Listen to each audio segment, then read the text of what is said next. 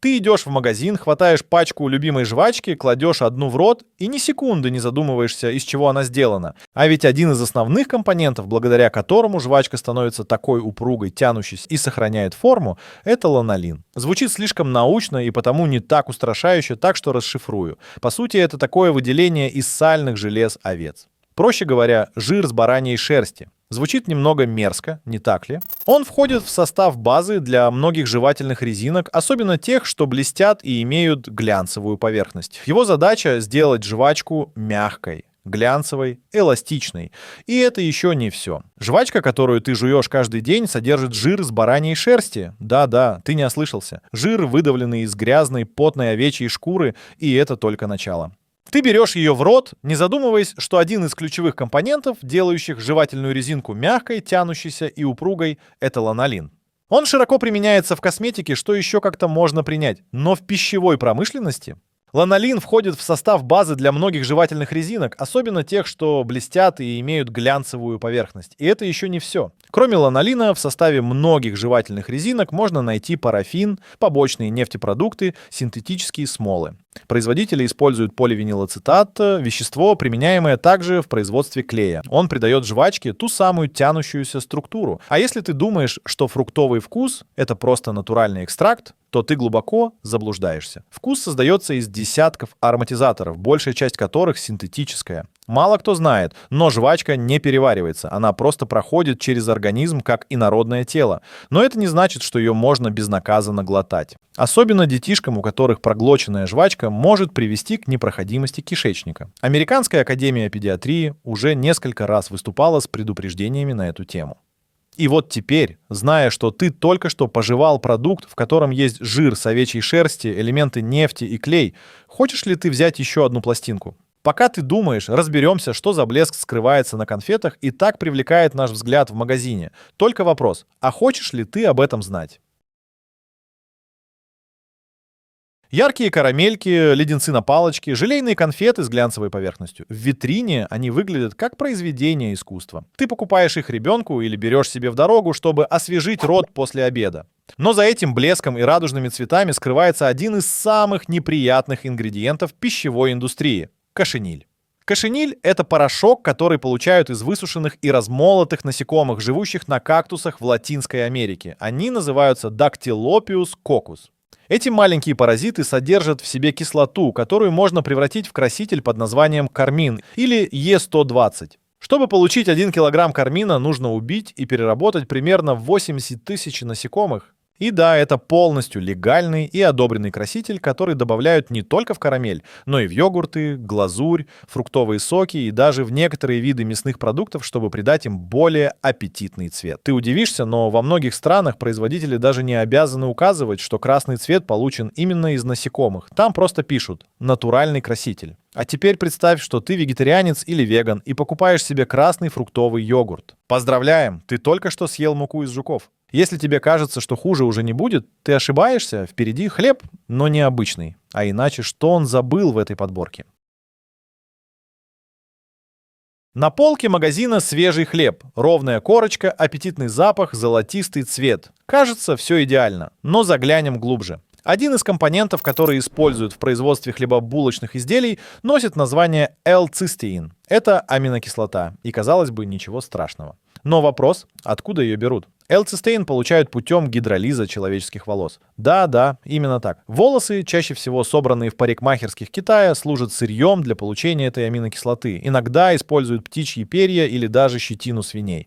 Но человеческие волосы — самый дешевый и распространенный вариант. И зачем все это добавлять в булку? Очень просто. L-цистеин улучшает форму и объем готового хлеба. Особенно это важно для массового производства, где каждая секунда и каждый грамм имеют значение. В некоторых странах продукт с L-цистеином маркируется как E920 или просто как улучшитель муки. Это значит, что покупая обычный батон или булочку, ты вполне можешь съесть микроскопическое количество растворенных человеческих волос. Скажешь, что это не опасно? Может быть, но неприятно однозначно. Особенно, когда вспоминаешь, откуда этот ингредиент берется. Но если ты думаешь, что это предел абсурда, давай откроем упаковку с сосисками. Там сюрпризов не меньше.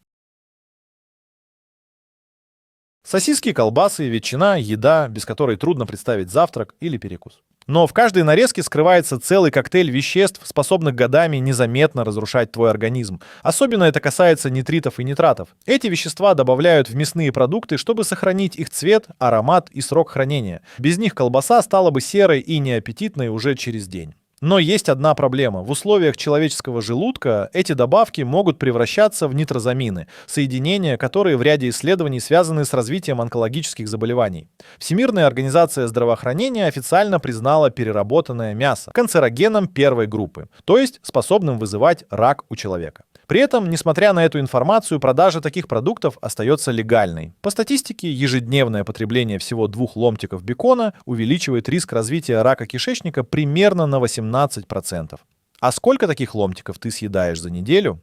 Массовая пищевая индустрия не спешит отказываться от этих добавок, им важно, чтобы продукт хранился дольше, выглядел привлекательно и стоил дешево. А вот твое здоровье — дело десятое. Если ты еще не шокирован, подожди, сейчас мы откроем йогурт. Тот самый, что со вкусом клубники, только никакой ягоды там на самом деле нет.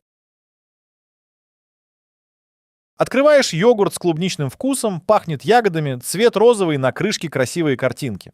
Но если внимательно изучить состав, ты не найдешь там ни клубники, ни малины. Вкус создается с помощью ароматизаторов. Но это еще полбеды. Некоторые ароматизаторы получают с помощью продуктов жизнедеятельности плесени и бактерий. Например, манилетин, один из ароматизаторов, создается в процессе ферментации с участием плесневых грибков. Эти организмы производят нужные запахи и вкусы при определенных условиях. После этого ароматизаторы извлекаются, очищаются и добавляются в еду. Ты ешь йогурт, думая, что это молочный продукт с ягодами, а на деле это переработанное молоко. Стабилизаторы, загустители, подсластители и синтетический вкус клубники, полученный в лаборатории. Кроме того, в некоторые йогурты добавляют пищевые красители, в том числе кармин, о котором мы уже говорили. Получается, ты ешь йогурт с клубникой, в котором есть красители из жука и ароматизатор из грибка. Теперь взглянем на сыр. Но не тот, что вызревает в подвалах. Мы поговорим о фабричном сыре, где плесень — это не деликатес, а нежелательный гость, с которым борются химией. Настоящий сыр делают из молока, закваски, времени и терпения. Но массовый сыр на полках супермаркетов — это уже совсем другой продукт. Иногда в его составе молока не более половины. Все остальное — добавки, масла, стабилизаторы и даже крахмал. Вместо сливок — пальмовое масло. Вместо закваски — молокосвертывающие ферменты, полученные биосинтезом. И здесь мы подходим к самой неприятной части — противогрибковые и антибактериальные добавки. Чтобы такой сыр не испортился за сутки, его обрабатывают натомицином. Этот антибиотик тормозит развитие плесени, но также попадает в твой организм. И не факт, что бесследно. В сырных продуктах и плавленных сырах часто содержится фосфат натрия, фосфат калия, триполифосфат и другие соли плавления. Их задача — сделать текстуру однородной, растяжимой и плавкой. Но эти же соединения при избытке могут нарушать баланс минералов в организме и повышать риск сердечно-сосудистых заболеваний. Некоторые плавленые сыры буквально варятся из остатков других продуктов, к которым добавляют ароматизаторы, имитирующие вкус настоящего сыра. Получается сыр без сыра, где главную роль играет химия. Ты думаешь, что хуже быть не может? Подожди, мы еще не заглянули в пачку чипсов. Хрустящая корочка, идеально ровные дольки, яркий вкус. Картофельные чипсы кажутся простым удовольствием. Но если бы ты знал, что там внутри. Во-первых, многие виды чипсов даже не делают из цельного картофеля. Вместо этого используется картофельный порошок, крахмал и пюре. Эта смесь раскатывается, вырубается формами и обжаривается во фритюре. А теперь внимание! Чтобы продукт не потек, не слипся и дольше хранился, туда добавляют стабилизаторы, один из которых TBHQ – трет-бутилгидрохинон. TBHQ — производная нефти, используемая также для покрытия упаковки, чтобы она не гнила. В США он официально разрешен, но в высоких дозах в экспериментах на животных вызывал опухоли, нарушения поведения и повреждения ДНК. И это еще не все. Для усиления вкуса добавляют глутамат натрия, гидролизованные белки, искусственные ароматизаторы и порошковые красители. А еще акриламид — соединение, которое образуется при жарке картофельных изделий при высоких температурах. Это вещество также классифицируется как потенциально канцерогенное, то есть вызывающее рак. Продукт, который выглядит как еда, но состоит из химии, крахмала и нефтеобразных соединений. И ты все еще хочешь открыть следующую пачку, но если чипсы тебя не напугали, что насчет любимой газировки, особенно той, которая содержит краситель из нефтепродуктов? Популярные газированные напитки– один из самых продаваемых продуктов на планете. Но мало кто знает, что их цвет и вкус создаются при помощи веществ, которые используют также в промышленности. Возьмем, например, карамельный краситель класса 4, также известный как E150D. Этот ингредиент получают при помощи аммиака и сульфитов, а при термической обработке образуются побочные соединения. 4-метилимидазол, который в ряде исследований был признан потенциально канцерогенным. В Калифорнии, например, производители обязаны указывать предупреждения на напитках с повышенным содержанием этого соединения. Еще интереснее ситуация с бензатом натрия E211, который добавляют как консервант. В сочетании с витамином С он может образовывать бензол, вещество, которое также классифицируется как канцероген. А теперь вспомни, сколько таких напитков ты выпиваешь в месяц, и сколько раз ты давал их детям, уверенный, что все под контролем. И это еще диетическая версия напитков, без сахара, но с чем? С аспартамом. И вот тут начинается настоящая химия. Аспартам– один из самых популярных заменителей сахара в мире. Он в сотни раз слаще обычного сахара, а значит, его нужно совсем чуть-чуть, чтобы сделать напиток сладким. Звучит круто. Но вот в чем загвоздка. При температуре выше 80 градусов по Фаренгейту аспартам распадается на метанол и аспаргиновую кислоту. Метанол в организме превращается в формальдегид, токсичное вещество, которое может негативно воздействовать на клетки мозга, зрение и даже ДНК. Многочисленные споры и исследования не дали однозначного ответа о безопасности аспартама при долгосрочном употреблении. Но один факт остается неизменным. Это искусственное вещество, созданное в лаборатории, и оно уже давно вызывает тревогу у части научного сообщества. И если ты думаешь, что только напитки с этим сталкиваются, посмотри на жвачку, йогурты, бессахарные сладости и даже детские витамины. Следующее, что мы разберем, это суп. Простой, привычный суп. Но если ты заглянешь в состав кубика, который ты, скорее всего, туда добавляешь, тебе точно захочется поесть чего-нибудь другого. Ты приходишь домой уставшим, кидаешь на сковородку кубик бульона, заливаешь кипятком, и через пару минут аромат на всю кухню. Быстро, удобно, вкусно. Но ты хоть раз читал состав этого кубика? А стоило бы. Почти во всех бульонных кубиках, будь то мясные, куриные или овощные, один из главных компонентов — это глутамат натрия. E621. Он отвечает за умами, тот самый насыщенный вкус, который заставляет думать: как вкусно! Но этот усилитель вкуса не просто невинная добавка. У чувствительных людей он вызывает так называемый синдром китайского ресторана. Головные боли, учащенное сердцебиение, потливость, покалывание, чувство давления в груди. Все это было зафиксировано в медицинской практике, и хотя производители утверждают, что глутамат безопасен, споры о его влиянии на мозг и нервную систему не утихают. Кроме того, в составе бульонных кубиков можно найти гидролизованный белок, мальтодекстрин, усилители аромата, искусственные красители и даже сахар. И все это под видом настоящего мясного бульона. Ты думал, что это просто сухой суп, а получил целый химический завод в миниатюре. Если ты все еще держишься, идем дальше. Поговорим о молочных продуктах. Только не обманывай себя, там все уже давно не так молочно, как кажется. На полке стоит стакан кефира, бутылка молока, упаковка творога. Все выглядит привычно, даже натурально. Но массовое производство давно превратило молочные продукты в химию с белым цветом и молочным ароматом. Возьмем, например, молоко длительного хранения. Чтобы оно стояло неделями, его подвергают ультрапастеризации при температуре около 280 градусов по Фаренгейту. Затем его охлаждают и заливают в стерильную упаковку. В этом процессе убиваются почти все бактерии, и полезные в том числе. На выходе мы получаем жидкость, в которой живого 0. Это не значит, что оно опасно, но пользы там тоже никакой.